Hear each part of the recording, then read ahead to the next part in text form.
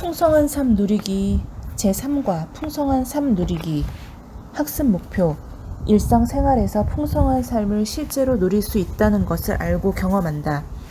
예수님은 내가 온 것은 양으로 생명을 얻게 하고 더 풍성히 얻게 하려는 것이라 요한복음 10장 10절고 말씀하셨다. 풍성한 삶은 죄악을 이기고 죄로부터 자유하는 삶이다. 당신이 그리스도인이 된 순간 하나님께서는 당신의 모든 죄를 용서하시고 풍성한 삶에 필요한 모든 것을 주셨다. 우리가 풍성하고 승리하는 신앙생활을 하기 위해 하나님께서 새롭게 하실 일은 없다. 이미 그리스도의 죽으심과 부활을 통해 필요한 모든 일을 이루어 놓으셨다. 당신의 모든 죄가 용서받았다는 사실을 믿음으로 받아들인 것처럼 주님께서 당신이 풍성하고 승리하는 삶을 살아가는 데 필요한 모든 것을 이미 예비하셨다는 사실을 믿음으로 받아들이기만 하면 된다. 당신은 과거에 지은 죄의 형벌에서 구원받았다. 요한복음 3장 18절. 하나님이 세상을 이처럼 사랑하사 독생자를 주셨으니 이는 그를 믿는 자마다 멸망하지 않고 영생을 얻게 하려 하심이라. 에베소서 2장 8절. 너희는 그 은혜에 의하여 믿음으로 말미암아 구원을 받았으니 이것은 너희에게서 난 것이 아니요 하나님의 선물이라. 당신은 현재 죄의 세력에서 구원받고 있다. 유다서 1장 24절로 25절. 능히 너희를 보호하사 거침이 없게 하시고 너희로 그 영광 앞에 흥이 없이 기쁨으로 서게 하실 이 곧 우리 구주 홀로 하나님이신 하나님께 우리 주 예수 그리스도로 말미암아 영광과 위엄과 권력과 권세가 영원 전부터 이제 영원토록 있을지어다. 아멘. 데살로니가 후서 3장 3절. 주는 미쁘사 너희를 굳건하게 하시고 악한 자에게서 지키시리라.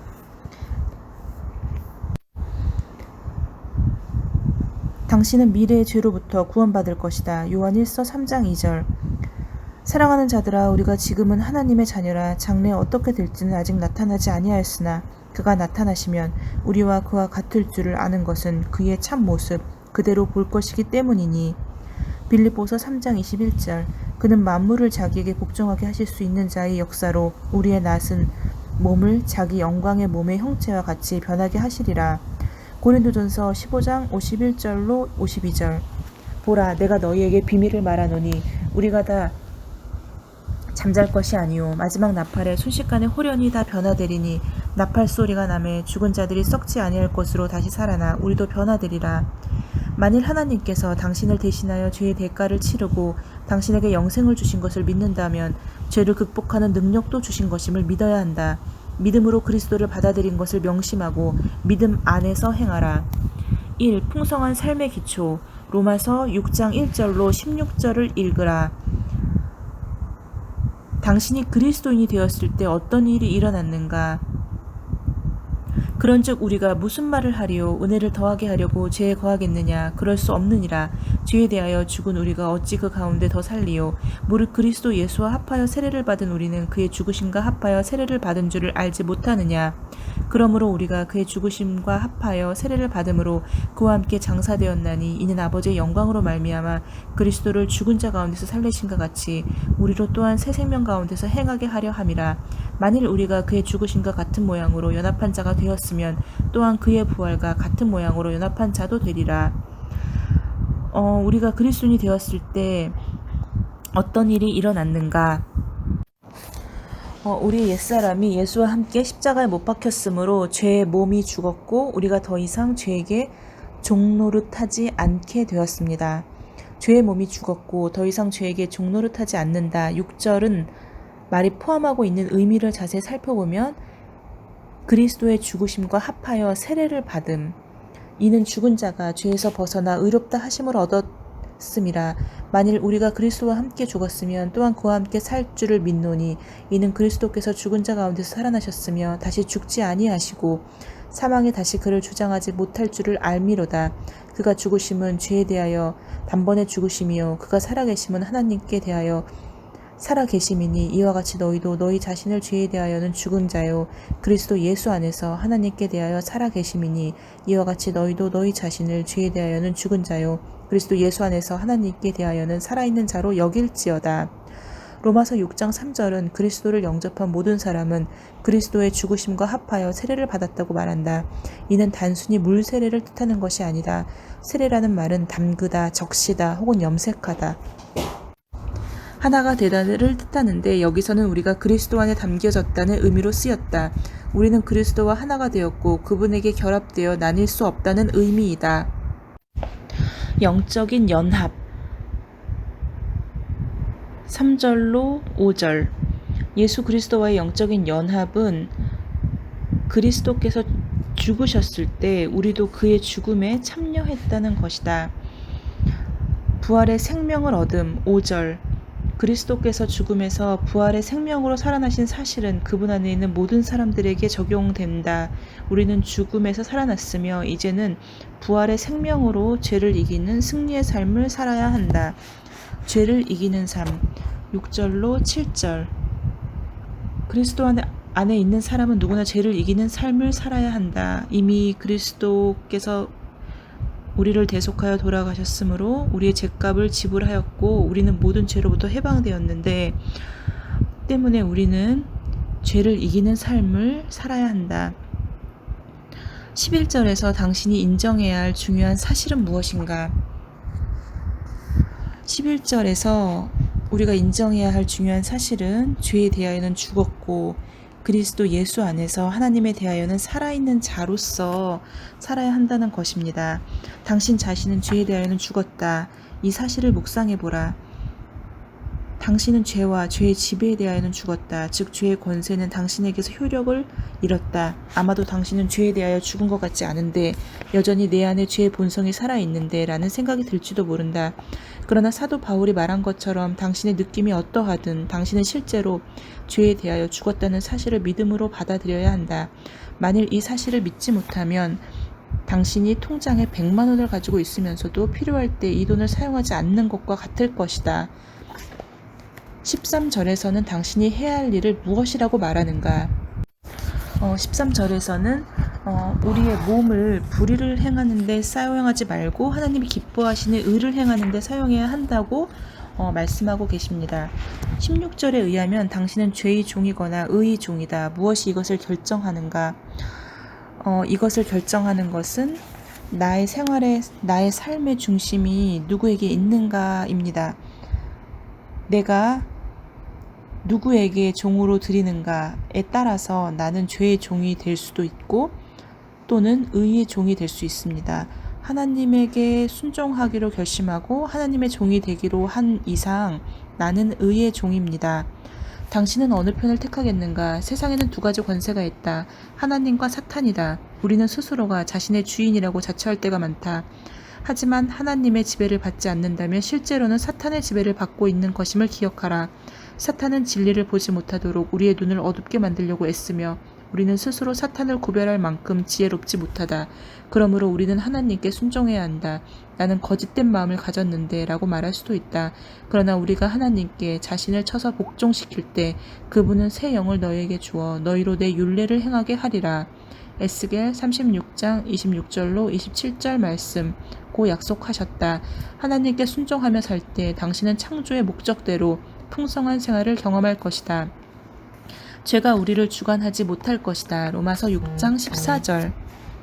로마서 6장의 말씀은 우리에게 풍성한 삶의 원리를 다음과 같이 가르쳐주고 있다. 당신은 그리스도와 함께 십자가에 못 박힌 것을 알라. 당신이 죄에 대하여는 죽고 예수 그리스도께 대하여는 산 자로 여기라.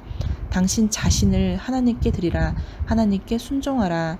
용어풀이 알다, 어떤 사실을 완전히 확신하는 것, 여기다, 감정보다는 사실을 따라 숙고하고 행동하는 것, 드리다, 자기를 표기하고 내어주며 복종하는 것, 순종하다, 말씀대로 믿고 실행하는 것. 이 풍성한 삶의 체험, 그리스도인의 삶에 있어서 가장 중요한 것은 그리스도 안에 거하는 생활이다. 그리스도인이 풍성한 삶을 누리기를 원한다면 그리스도 안에 거하는 생활에 대해 끊임없이 알아가야만 한다. 많은 그리스도인들이 기쁨을 잃어버린 채 살아가며 주님이 그들을 돌보시지 않는다고 생각한다. 그러나 주님은 내가 이것을 너희에게 이름은 내 기쁨이 너희 안에 있어 너희 기쁨을 충만하게 하려 함이니라. 요한복음 15장 11절고 말씀하셨다. 우리가 그리스도 안에 거할 때 지속적인 기쁨이 있을 뿐만 아니라 우리의 삶이 열매를 맺고 응답받는 기도 생활을 하게 된다. 요한복음 15장 1절로 11절을 읽으라. 나는 참 포도나무요 내 아버지는 농부라. 무릇 내게 붙어 있어 열매를 맺지 아니하는 가지는 아버지께서 그것을 제거해 버리시고 무릇 열매를 맺는 가지는 더 열매를 맺게 하려 하여 그것을 깨끗하게 하시느니라. 너희는 내가 일러준 말로 이미 깨끗하여졌으니 내 안에 거하라. 나도 너희 안에 거하리라. 가지가 포도나무에 붙어 있지 아니하면 스스로 열매를 맺을 수 없음같이 너희도 내 안에 있지 아니하면 그러하리라. 나는 포도나무요 너희는 가지라. 그가 내 안에 내가 그 안에 거하면 사람이 열매를 많이 맺나니 나를 떠나서는 너희가 아무것도 할 수 없음이라. 사람이 내 안에 거하지 아니하면 가지처럼 밖에 버려져 마르나니 사람들이 그것을 보아다가 불에 던져 사르느니라.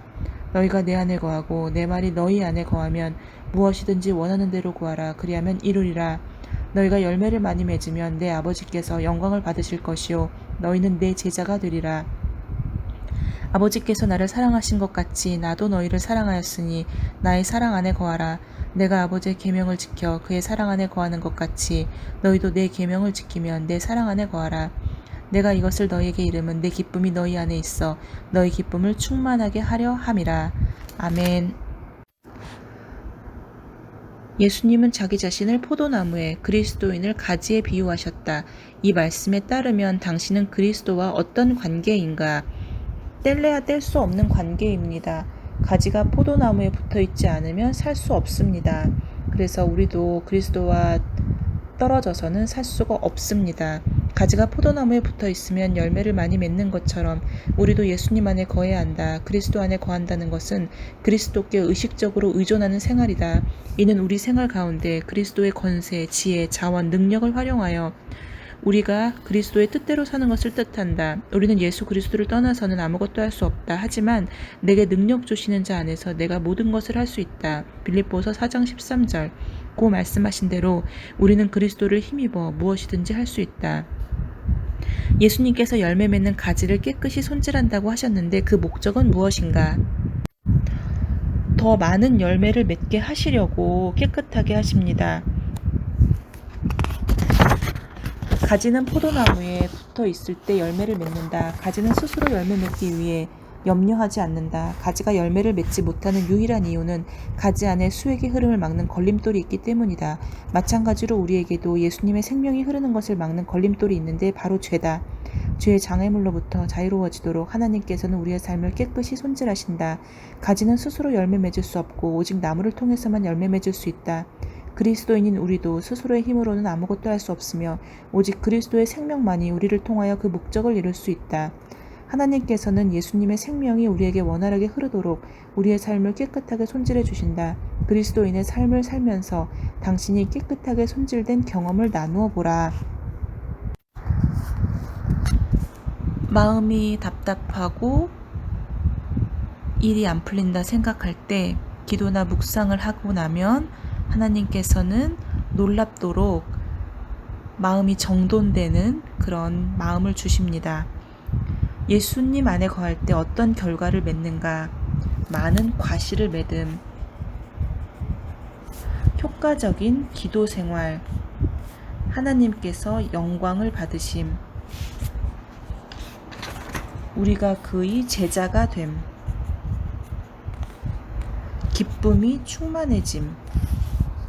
요한복음 15장에서 거한다는 의미를 또 다른 말로 어떻게 표현하고 있는가? 거한다는 의미는 하나님의 계명을 지킨다는 뜻입니다. 그리고 하나님의 사랑 안에서 거하는 것입니다. 영적 선 속에 있어도 시간이 필요하다. 주님께 시간을 들이지 않고서는 그분 안에 거할 수 없다. 매일매일 예수님과 만나는 시간이 중요하다. 이것은 살아계신 예수님과 생생한 교제를 하는 시간이다. 하나님의 말씀으로 마음을 채워주고 주님의 임재하심과 내주하심을 인식하면서 매 순간 기도하라. 주님을 신뢰하라. 그분 안에 거하며 생활하라. 생활의 모든 영역에서 주님만을 의지하라. 주님 안에 거하는 생활의 비결을 배우고 신앙생활의 기쁨을 체험할 수 있도록 다른 사람들에게도 이 비결을 전하라. 아멘. 적용입니다. 1. 이 과에서 당신에게 가장 의미 있는 것은 무엇인가?